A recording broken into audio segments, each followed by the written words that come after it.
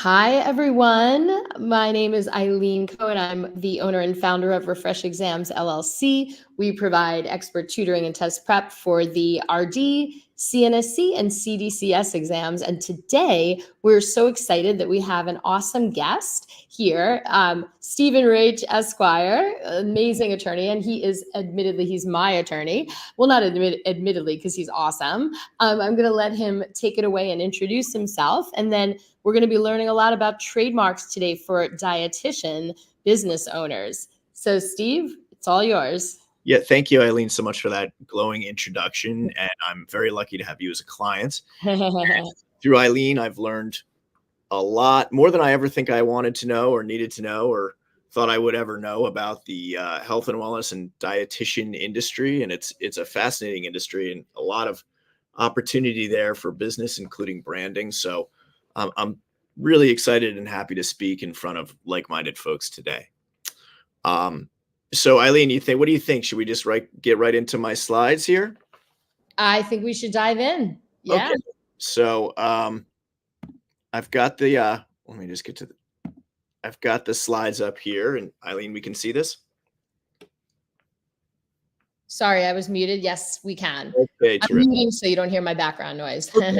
Yeah, great. So a little bit about myself. My name is Stephen Reich, attorney at law. Obviously, it's Stephen Reich. I go by that. And I am located in Boston, Massachusetts, licensed in Massachusetts, as well as New York. I used to live in New York for many, many years. And then the pandemic, like a lot of people, sent me packing. So now I'm up in Boston. And I run my own law firm where I specialize, or I guess you could say focus, on intellectual property, which is a wide umbrella of disciplines. But for our purposes and for what I do, it covers various topics, and most specifically trademark for today. But it also covers copyright law and other things like trade secrets. But we're not going to discuss those as much today. Of course, patent as well, but that's more scientific, and I don't really deal in that world. So we're really going to dive into the basics of trademark law today. And the reason Eileen and I decided to do this presentation is because, there are a lot of what we call solopreneurs in the health and wellness industry, in the dietitian industry specifically. And branding is a big part of starting your own business, especially in a field where there's a lot of competition like this one. You want to be able to set yourself and your business apart. So I think it's really helpful for everyone to kind of know, the basics and how to go about doing that. So this is me, although currently I have a beard, but c'est la vie. So we'll move on to our first slide. And this is the basic, what is a trademark? There's a lot of conceptions and misconceptions about what it is, but according to the law, it's any word, phrase, symbol, or design, or a combination thereof, used in commerce. I put a little note here, smells and sounds too. So for instance, Play-Doh, if any of you are anywhere near as old as I am, I shudder to think, it's sort of like a silly putty that people used to play with. There's a distinctive smell that comes with that. And at one point, I don't know if it still is, but at one point, whether it was Hasbro or Mattel, whoever owned Play-Doh, trademarked that smell. So that's kind of cool. And then sounds, there's a more prominent, I think of Netflix, the dun-dun, or Intel, that beep it has, as trademarkable sounds. So trademark really does cover a wide range of what we call brand identifying signals.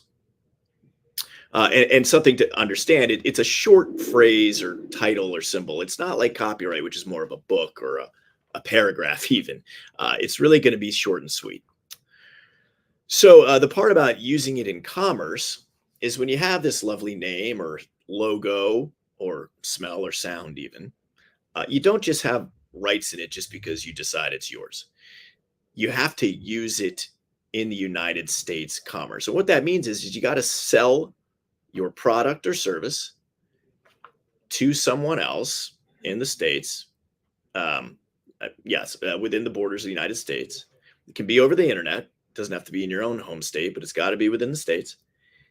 And it it has to be sold with the trademark signifying that that this product is associated with the mark. In other words, advertising the product. So there's canonical examples. I always like to use Nike. There's Victoria's Secret. There's Budweiser. Anytime a brand name or a logo, like the infamous swoosh or the apple for the Macintosh with the bite out of it, is advertising a product, which would be a computer in that case, or a service, which let's see, let's say a law firm, Morgan and Morgan, for example. That is a trademark. That's how it works. But again, you have to use it. You can't just create one and sit on it. So you got to sell with it, prominently advertising your good or service. So those are the kind of the basics. Got to be a word, phrase, symbol, design, or combination thereof used in commerce. And that's United States commerce. And folks, feel free to send any questions in on this platform, and maybe we can answer them as we go.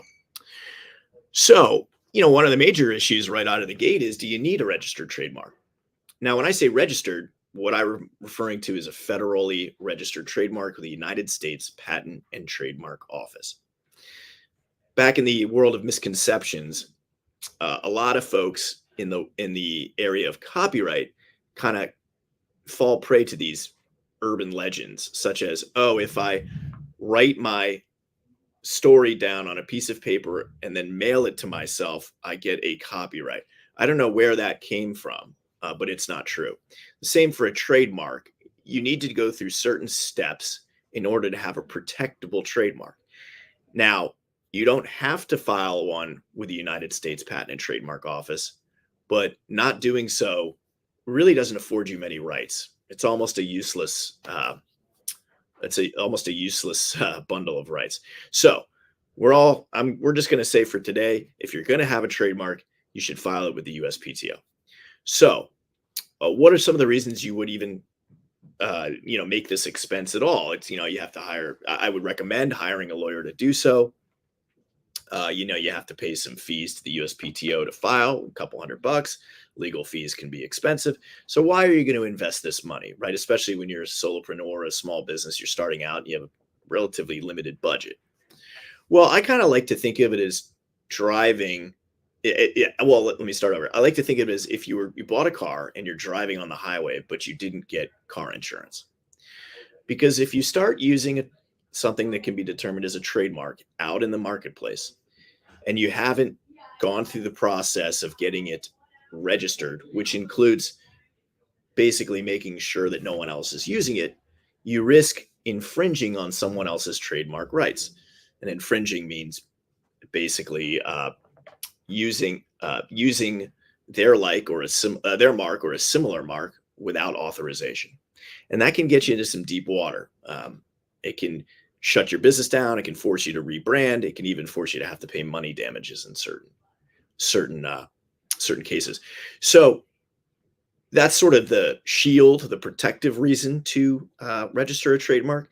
The sword, or the offensive reason to register a trademark, is because it gives you such powerful rights. When you get a registered trademark through the USPTO, you essentially have a monopoly over that mark forever, as long as you properly use it and maintain it. And maintenance means filing certain documents every 5 to 10 years with the office, and then using it properly, like I said, in commerce, properly using in proper advertising. So some of those rights include the right to stop others from using it, which we call injunctive relief. Another right is to get damages from someone who's infringed on your mark, and that can be in the form of taking away all the profits they made and giving them to you, or statutory damages in some cases, which is a range of damages that the statute prescribes. And in some major cases, like let's say Louis Vuitton, right? And we all want our brand to be that successful one day. Folks who are pirating Louis Vuitton and selling fake bags everywhere, if you can find that distributor, often in China, that's doing that, you could sue them for millions and millions of dollars and get the customs department involved. So it's got a lot of teeth, trademark registration. But some other things I talk about in here that go beyond just damages and remedies in case there's an infringement suit is that you get a head start in court in any such suit. For example, you get a presumption of validity. And what that means is you don't have to spend money in any lawsuit to prove that you have a valid mark that you own. It's big. That saves a lot of money, thousands and thousands of dollars in a lawsuit. Another a great aspect of a trademark, owning a registered trademark, is not just in the litigation area, but it's also in the fact that it's part of the goodwill of your brand. And goodwill is a term as all of you get more and more into your business acumen and you start scaling. Goodwill it's sort of hard to define, but it's basically the intangible value of a company. And it's often the company's most valuable asset. And really what it means is customers have good feelings towards your brand and they're going to stay brand loyal. So I think Coca-Cola, Nike, Apple, all those things, you give them the benefit of the doubt because over the years, they've created products or services that you've come to identify as good, as effective, as valuable to you in your life. So that goodwill is a major aspect of any brand and often becomes the biggest profit generator in a sale of a business. And I always use the example of Whole Foods, they didn't, or excuse me, Amazon didn't buy Whole Foods just for the groceries. They bought it for that goodwill. Okay, so that's some background on the benefits of federal registration. So if I've sold you on that, how do you go about getting a registered trademark? Well, in my mind, it's a 3-step process. And phase 1 is super, super important. You want to choose a strong trademark. Now, this is sort of a stumbling block that I deal with if I'm lucky enough to get a client coming to me in the beginning of the process, because often clients come to me when they already have a trademark and they're looking to protect it or, sue somebody for infringement. A major step here is choosing a strong trademark. And what do I mean by strong? Well, it's not always clearly defined, but the courts and the USPTO work on a sliding scale. And on the weak, non-protectable side of the scale, the areas, the zeros are one area, we have generic marks, which are not protectable at all. That would be like if I tried to sell peanut butter and I called it peanut butter. For obvious reasons, you can't do that. You would have a monopoly over that product. Or descriptive marks, which is a step better than generic, but it's still not protectable. Descriptive would be crunchy, let's say crunchy nutty butter for peanut butter. It describes a characteristic of the good you're selling. Now, in some cases, you can get a mark over a descriptive, you can get rights over a descriptive mark, but it's a complicated process, costs lots of money, you have to wait many years, and you have to get consumer surveys indicating that they identify that very descriptive trademark with your brand and not just the good in general. So it's not worth being in that territory if you can avoid it in the beginning. The next level are suggestive marks. Suggestives are not great either, but they're protectable. An example is American Airlines. They had to go through a lot of hoops to finally get protection, but now they're very strong. Netflix is suggestive because it's net is in the web and flicks is in movies. So a suggestive mark is weak but protectable, and the hallmark of it is that it takes some imagination to understand what it is you're selling, but not a whole lot. Then now after suggestive, we get into strong marks. And strong marks are arbitrary, which is a word that is in the English language or translated from a foreign language that does not have anything to do with your service or good. For example, Amazon for e-tail or Apple for computers. These are good marks. They're strong because you're going to have to invest some time and money into advertising to get people to understand what it is you're selling. And that's what courts and the USPTO want to see. But the best marks, even though they have the same level of protection as arbitrary, are called fanciful. And that's when you just make something up, like Zillow for real estate or Yahoo for a search engine, Google even. So that's the range. And fanciful are the strongest because, frankly, it's going to be hard for someone to mistakenly infringe on that mark, right? So it has tons of built-in advantages. And that's really where you want to be looking when you begin.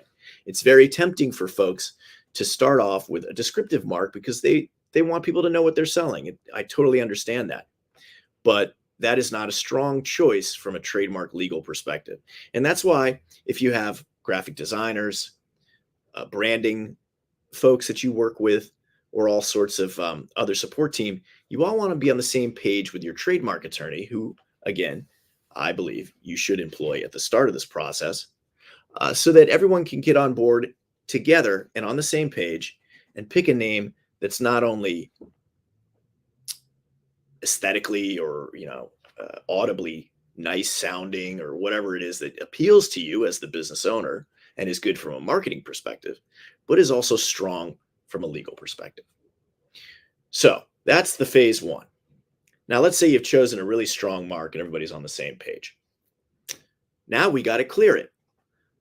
And that's basically what it sounds like. We have to do a search of not only the USPTO registration or register, because that's a listing of all the marks that are already taken, but I would highly recommend doing what's called a comprehensive search, which includes searching the internet, searching social media, and state registries, because states have their own registration processes. And while they don't have the same amount of rights as the USPTO does, people sometimes do them, and they do have limited rights that can jam you up if it comes out later that you've taken a mark that's already in use in commerce. Now, I know I talked a lot about how you should have a federally registered mark, and if you don't have one, you don't have as many rights. But unfortunately, if you don't have a federally registered mark, or I should say, unfortunately, if your competitor doesn't have a federally registered mark, but still is using the same mark in commerce, they can keep you from getting a registration over that mark and using it, because trademark rights are granted for use and not simply application. A little confusing, but the point is that's why we want to do a comprehensive clearance search to make sure that you are in the clear, that nothing out there is substantially similar enough that could really jam you up and cause you to have to rebrand or fight in court. I think it's very important to hire an experienced attorney at this stage, at least, if not sooner, but certainly at this stage, because while you may be able to conduct a search on your own on the internet or go through the USPTO or even buy some product that will use AI to do it for you, you don't have a trained attorney's eyes to determine what is a threat and what isn't. So I think that's very important. So let's say you've passed stage 2 and you've cleared the mark. Everyone's very comfortable with moving forward. You think it's going to get accepted by the USPTO, then you apply. This is it's a deceptively difficult process because there's a lot of different forms, and it's a digital infrastructure platform you have to work off of to do it. And really, if you're not an attorney, it's kind of hard to figure out what they're asking for and which form is necessary and which isn't. So again, I think you should have already had an attorney by this point. But if you don't by now, you certainly want one to handle the application process for you, especially since it already takes so long. I think the average wait time now to even get assigned to what we call an examiner, which is someone who's going to decide whether or not your mark will get a registration, is about 3 to 6 months.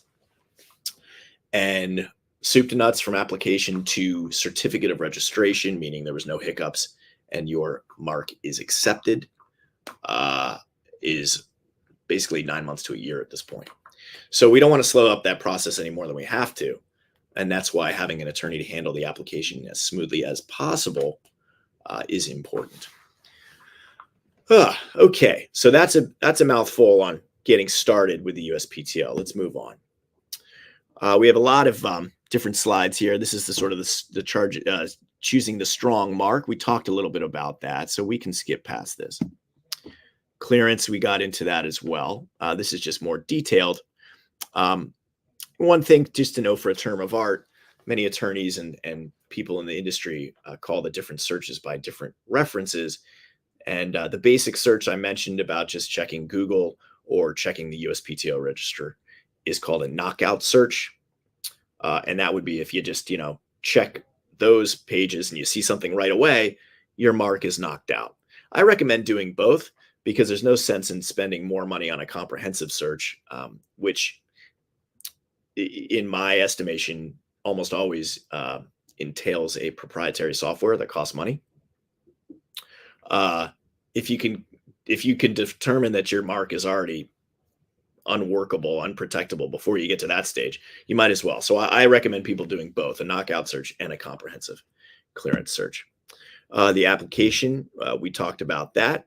And in here, you can see I mentioned something called the Condor, which is my application service. I have a three-phase trademark service that I provide to my clients. I've deemed it the Condor, and it takes you through each phase thoroughly, and I have pricing for each phase. Okay, some tips. So this is helpful. So when you're coming up with a trademark name, I would suggest having backup names in case, a search either at the knockout stage or the comprehensive stage makes it clear that proceeding is probably not worth the risk. So, it's good to have a couple of names in the back pocket. And sometimes you can work with your lawyer in the beginning to do multiple searches so that you kind of know which mark is in a better position. Another very important thing that's a little off topic, but very important, is this file after incorporating. So incorporating means turning your business into a business entity with the state. Often that's called a limited liability company, which is an LLC, or a corporation, which is a Inc., or sometimes I think it's an S corp. I can't remember what the S stands for, but that's another type of corp in between where you pay yourself a salary. This is important to go over with an accountant to determine what entity is right for you. It's also important to consult with a lawyer to see what state you should file in. A lot of it has to do with where you reside and where you'd be prepared to be sued or sue in case of a lawsuit, as well as which jurisdictions are business friendly. New York, for example, is excellent. California has its own very specific rules and laws. And Delaware is certainly attractive if you are looking to attract big investors and have fundraising funds and all, simply because it's such a business-oriented jurisdiction. Okay, again, the cardinal rule: you must continually use your trademark in commerce, because if you stop using it for a stretch, or if you start using it differently than the way you've registered it, which I see a lot, you could risk a competitor coming out and filing a cancellation proceeding with the USPTO that may cause the USPTO to say, hey, you're not using the mark the way you registered it, and that's a problem. So make sure to use it consistently and continuously by advertising in U.S. commerce. And yes, be prepared to wait. We discussed that.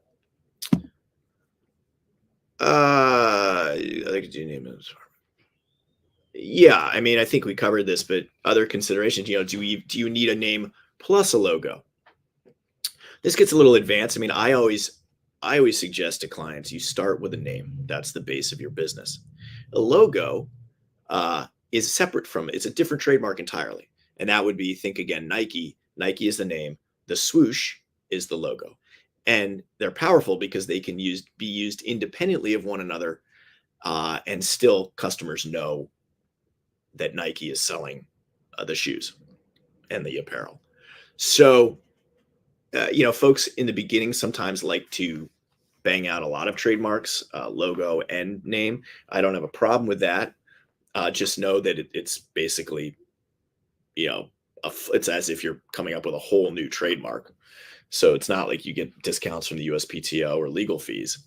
And I think, sometimes it's better to just build brand name recognition first and then start incorporating a logo. What you don't want to do is combine them right away, where you have, let's say, as if Nike, again, in our example, had Nike and the swoosh right away.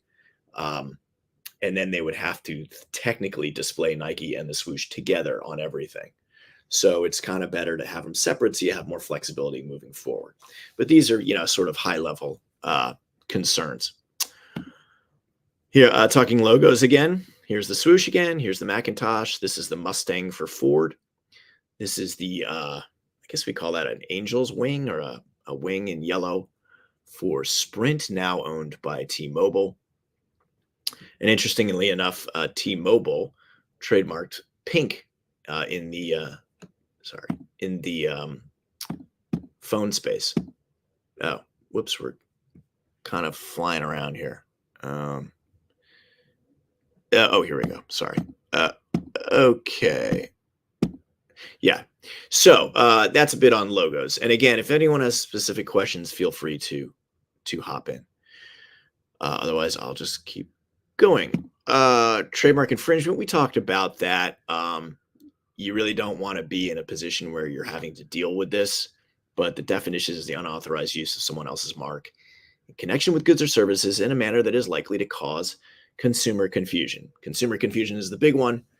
Think grandma going into the store looking for Coca-Cola and she comes across Coca-Cola. Coca-Cola would be sued into oblivion. But hopefully none of you will have to deal with that in your business. Takeaways. Oh, yes. Okay. So this would be on the infringement topic. Steve, we actually have a question about this. Oh, my yeah. So we want to know, the person wants to know is how important it is to actually trademark the logo, because, like you were saying, there's expenses involved, right? So how important do you feel that is? I think it's important down the road. I think, like I was trying to say, maybe inartfully, in the beginning, if you have a limited budget, I would start with your name, or unless the logo is the absolute full identifier of your brand, I would start with the name, build some brand awareness that way, and then to introduce a logo. Because the importance of it, look, intellectual property, going back to that discussion I had about goodwill, is this intangible asset of your brand and your company that's going to be very valuable. So as you begin to scale and you become more known for your product and service through your brand name, through your trademark name, it's a good idea to start expanding that IP portfolio. And a great way to do that is through the logo. And that kind of brings me to another area that I was going to discuss called licensing. So yeah. do you want me to keep going on that? I would love you to talk about licensing. I'm interested in that too.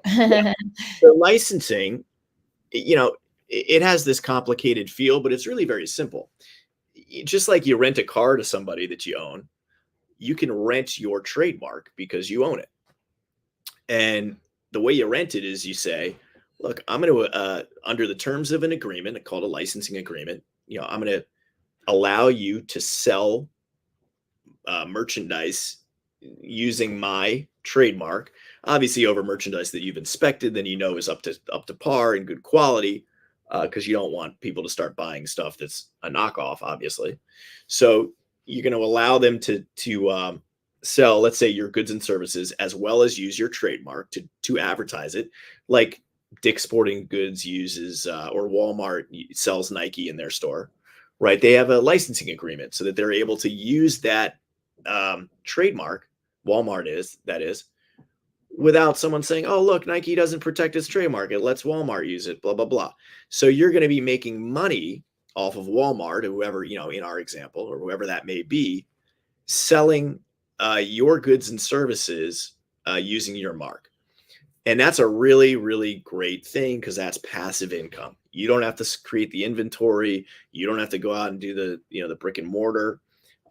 You can basically license this IP to others. And that can, that can generate so much revenue on its own with you having little to no overhead. So that's a real high level view, kind of vague view of licensing. It gets very particular. You have to be careful in the agreement, because it's just a contract like any other, and those terms will rule. So you want to make sure to define, geographics, how many areas of the world can the licensee use your mark, for how long. You certainly don't want it in perpetuity. You're going to want to be able to renegotiate rates. So maybe up to 3 years, up to 5 years, who knows? It's all negotiable. And of course, how much, and that, all that's kind of just what the parties come to agree upon. But the bigger marks, it's it could be hundreds of thousands of dollars a year, if not more. So I don't know, Eileen, did that sort of answer your license curiosity? question at Yeah, all? it's great, Steve. Yeah, Good yeah. stuff. Keep going. Okay, cool. So, as a tip for trademarking, and this goes to licensing too, let's say your business has been going on for a while, maybe take an inventory of the products and services that you are currently offering and that you think you're going to keep offering. And, I would consider expanding your trademark portfolio. Let's say you started out in uh, cosmetics, right? Or, well, actually, for our purposes, let's say you start out in providing dietary services, but then you've created a food product like a protein shake. So you're going to want that under your brand name as well. But maybe you're going to call it something else. So you're going to want to trademark the name for that. So but it's all it would all be under your LLC or your corporation. So you have all these different products and services with different trademarks that you can license independently that are flowing into the corp. That's one way to do it. But a good rule of thumb is if you don't think that a product or service is worth 25% of your annual income or is going to be in within 6 months to a year, may not be the time to do it. But if it's around that quarterly zone or even maybe 15%, it could be worth the upfront costs and the investment. How do you profit from it? Yep. We talked about that with licensing and of course avoiding business litigation. That's big. There's more licensing. Yeah, I mean, I touched on this briefly, but once you have the trademark, you're not finished. You got to make sure that you maintain it by using it correctly. And that means a variety of things. We see the TM button here or the symbol here. TM obviously stands for trademark, but you're only going to use the TM, next to your product or service before, I repeat, before you acquire a federally registered trademark with the USPTO. And the reason you do this is so you can put the world on notice that you consider this name or logo or sound or whatever it may be a trademark, and you just haven't gotten it federally registered yet. But this is good because anyone who may potentially infringe on it, if this is always next to it, they can't really say they innocently did so, right? Because you're saying, hey, I told you I consider it a trademark. So this is a common law trademark symbol. Okay, common law just means you don't have it federally registered yet. The R, the circle R, and we don't have it here, but you all know what it means like. You all know what it looks like. Is only, and this is enforced by law. There's a penalty if you it's possible penalties if you do this otherwise. Only after you get a certificate of registration from the USPTO can you use the R next to a trademark, a brand name, symbol, any of that. So never use an R until you have a certificate of registration. You can always use the TM. But once you get the registration certificate, you should be using the R because that shows you're legit and also would show the court in any litigation you may get into that, you put the world on notice that you had a federally protected mark. Important stuff, kind of heady, but something to keep in mind. And then, of course, the other aspect of properly using the mark and maintaining it is you need to, again, file those timely renewal forms with the USPTO and make sure you're using the mark continuously as you registered it in commerce. That's the main, and of course the Condor. So as you see, I have the TM next to it because I don't have it registered federally yet. Can help you with that. And everyone, Eileen, are going to work together to make my Condor service breakdown available to everyone Yes. who attends this program and with a built-in discount.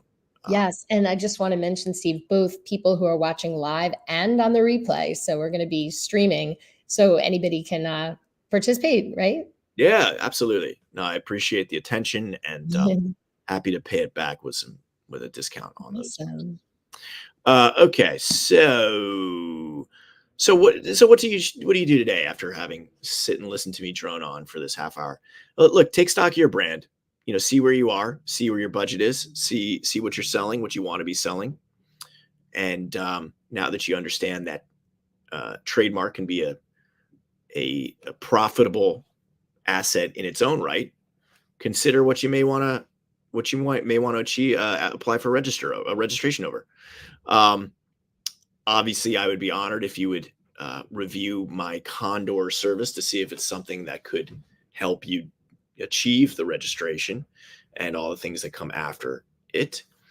And as we kind of alluded to earlier, take advantage of this 15% off limited time offer to pick the particular Condor service that you think is right for you, because not everybody is starting at the beginning and needing to pick a mark. Some people already have a trademark and they may need to have help maintaining it, or advice on how to properly use it, or go after a competitor they think is infringing. So there's a lot of different steps depending on where you are in the process. And there's a little bit about the service itself. It is the phases. I help you pick a name. We do a search and clearance of different varieties depending on what you need and what I think is needed. We apply to file, or we file the application, I should say, hope to get registered. I also help you with any bumps along the road with the registration process that certainly do come up. And then hopefully once you get the registration, we maintain it by renewing it through the USPTO when needed, and advising you on how to correctly use it. This service includes subscription options monthly, as well as flat fees. So I've really put in a lot of work to try and make it as palatable to my clients as possible. Although it is still dense, so I'm happy to answer questions that people may have after reviewing it. Yeah, remember, picking trademark is an art, and some names aren't protectable or already may be in use. So yes, this is diving into what I just talked about. I help you pick, the strong mark, and I help you determine it right out of the gate if I think somebody would already have it. Search and clear, this goes into some pricing, but I don't want to spend time talking about that today because everyone's going to have access to the full menu, if you will, of the Condor. But I have some fun names for the beginning here. Hatch A, Hatch B. These are the different levels of search. You see the knockout search here. It also includes a 30-minute consultation on the findings, because I have to go over the findings with you to determine if we should continue. Hatch B has the comprehensive. I'd also, if you do both, you get a month free of Talon, which is a maintenance service, or 15% off Wingspan or Raptor, which are more in-depth maintenance services. And pricing is here. File, maintain. File. Yeah, I handle filing for you. Again, different levels. All of Hatch and Flight is the priciest, but the most comprehensive. Again, I'm happy to work with you and your specific needs. And then maintenance. There's a lot here that I think is best reviewed on everyone's own time. But really trying to go to a subscription service for my clients' benefit, and so that you have, predictability of fees. Yes, and you can see the special time offer. I will be honoring this. Eileen and I will work together to determine how long this will go on. But 30% discount on a legal consultation with me, which is normally only $150, but I'll shave a lot off of that for a month after this. After you see this live, or a month after, you can show when you viewed it. And in all consultation fees, I credit back if we don't work together. But it's something I think are important, because you have to see if it's a good fit and if it's something you need. And also, this can end up, if through the discounts that I'm offering, it can end up saving you over $700 in certain cases. Okay, so here is my contact information. I apologize, it bled over a little on this slide, but feel free to take a screenshot, write it down. Eileen certainly has my contact information as Yeah. well. Yep. And We can even put it in the chat and the platforms afterwards too, if anybody yeah, has yeah, questions. But absolutely. what's great is the replays of this, guys, are going to be live. Well, they're going to be running even after we're done. So if you just missed any parts and you want to review anything, just go to my Facebook page, go to my LinkedIn. We're also on YouTube, and you will find the replay. Yeah. So Eileen, I think we should just open it up to any questions if there are I any. think so. I don't There's know. actually a few that kind of popped in, but I wanted to let you finish. But We'll wrap. this is a really good question. Is it okay to do a preliminary search? I think the person's asking like themselves, like, is it okay to do a preliminary search and pick a name, a business name, then meet with an attorney, or should we wait to hire an attorney before picking a name? What if we already have been using our name? Yeah. I mean, there's no perfect answer. It always depends. I think one important thing is to differentiate between a business name and a brand name. A business Right. name can be Stephen Reich Law LLC, or Right. Eileen Cohen LLC, or Refresh Body LLC. It doesn't. That's a business name and a trademark are not the same. Yeah. So, but let's assume we're talking about a trademark. I always think it's good to hire an attorney as soon as possible to help you with that process. But you can certainly there's no harm in going out and searching on your own.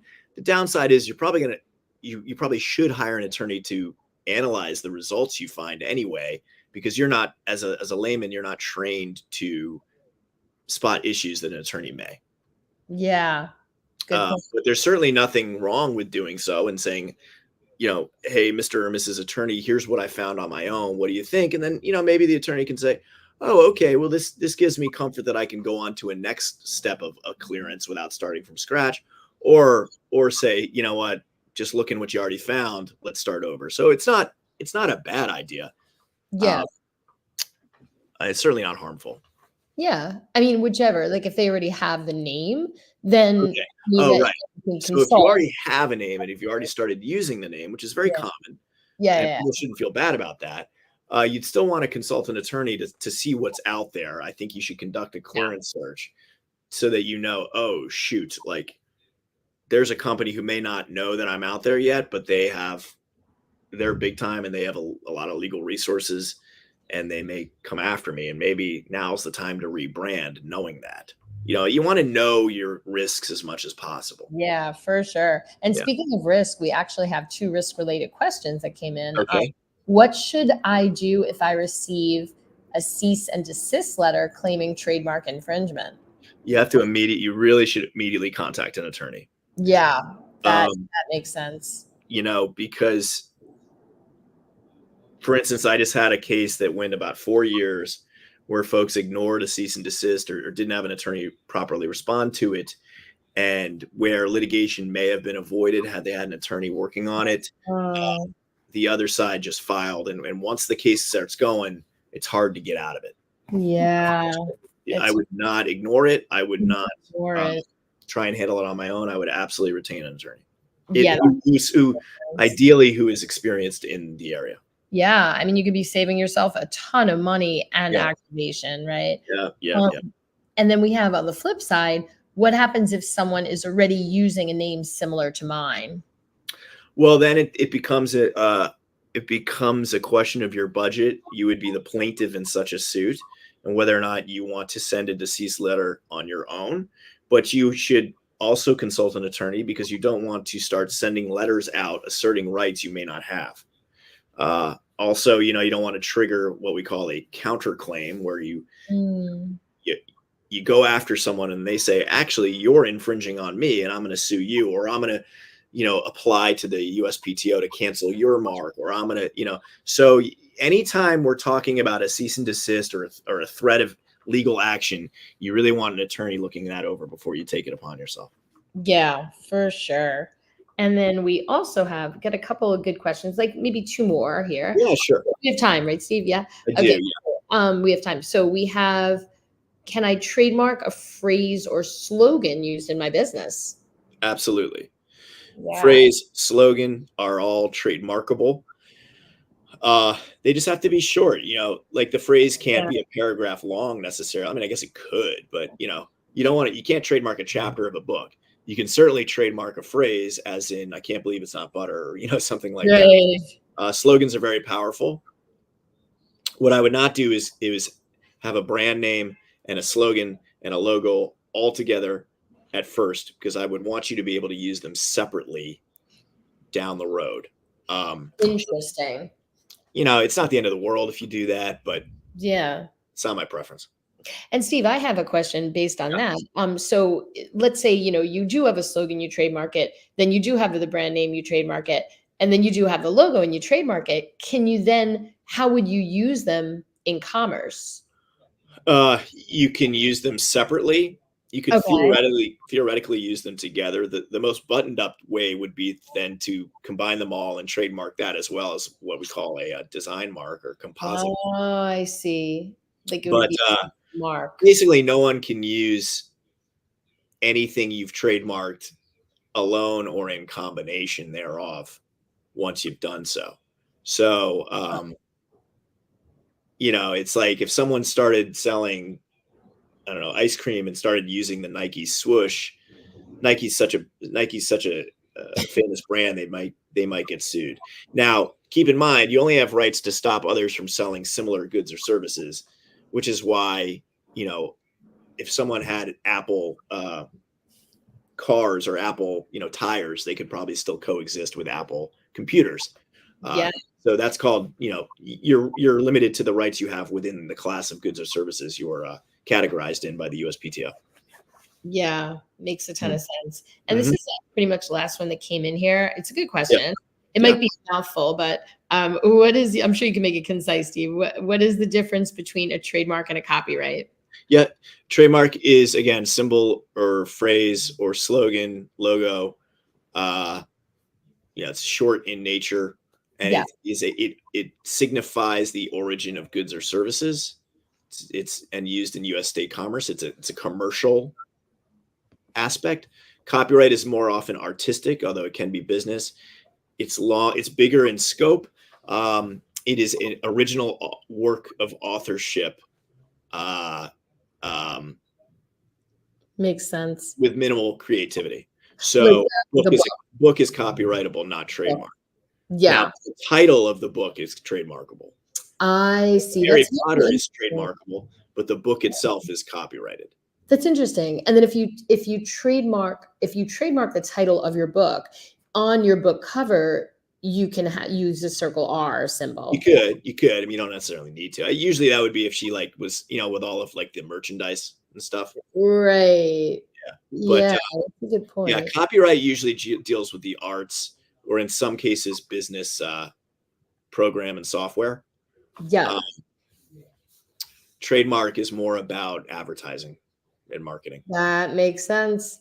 Yeah. Yeah, it's like really growing your business there, Yeah, It's yeah, yeah. It's like trademark. It's like copyright is the goods, and trademark is the advertising the goods. yeah, and I kind of have an idea of this, but I'd love to hear and I'm sure a lot of our other watchers would love to hear this too. What is your opinion, Steve, on once you trademark, like the return on investment? Because you always hear that, right? Like, look, I got to spend money on the attorney's fees, I got to spend money on the Yeah, actual yeah. trademark. What's your ROI, What's right? the ROI? Yeah, It's not always immediate. I mean, there's a level of this of like you're starting a business, you're investing a lot of time and money in this business. You want yeah, it to be legitimate. A trademark is a sign of legitimacy, yeah, but also it gives you, it's sort of that insurance, right? It gives you that power in case someone starts messing around and illegally competing with you. You have very powerful rights to stop them. And if you don't register it, you have almost none of those rights. true. So again, it's a sword and a shield. The shield is like you go through the process to make sure you're clean and clear. The Yeah, sword is that you're able to really shut down competitors, yeah, especially as we all have to plan to be successful. Especially as you become successful, you're going to have copycats. So you're going to want yeah. to really be able to have a weapon against them. It's That has true. So it's an investment in legitimacy of your business, and the ability to protect this intangible asset we talked about that's so important to the goodwill. And look, you're not going to be able to license. Nobody's going to license something from you that's not trademarked. That is so true. And they're probably not going to invest in your company if if you you're don't. doing licensing, you have to have a trademark. Yeah, you have to own it, right? And You own like, it. how do you prove it? And then, Yeah. with investors, they're not going to invest in companies that don't have their IP buttoned up, whether it's No, it's so true. That's a copyright. really good point. You can get investors. There's so many. And then I think like I know that but then I'm kind of savvy to this, but when I see the Circle R, I immediately I think more highly of the brand, right? Like they're more established. They've taken time and money to invest in that brand. Yeah, it's true. So it's whatever that's worth. So I think the ROI is long term. Long term. It's also the insurance aspect of it.